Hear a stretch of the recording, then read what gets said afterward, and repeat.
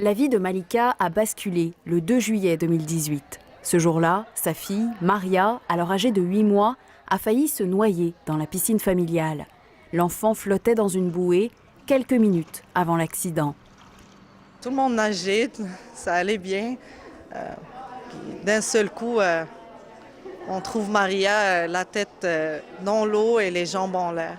Émile, mon conjoint, l'a sortie de l'eau, mais elle était toute mauve déjà. Par chance, le père de Maria avait suivi une formation de maître nageur. Il a pu réanimer sa fille avant l'arrivée des secours.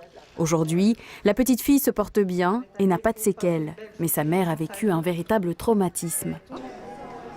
J'ai rien pu faire pour elle à ce moment. Depuis le début de l'année, 37 personnes sont mortes noyées au Québec. C'est 3 de plus que l'an dernier à la même date.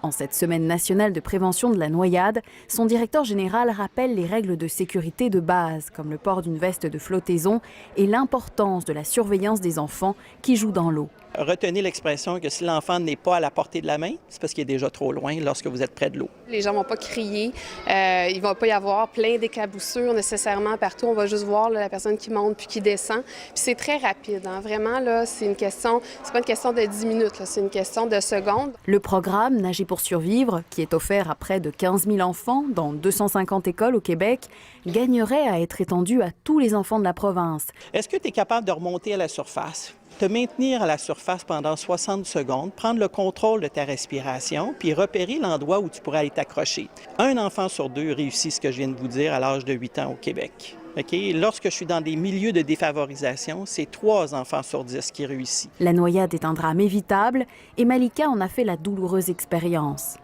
Honnêtement, je souhaite mon expérience à aucun parent.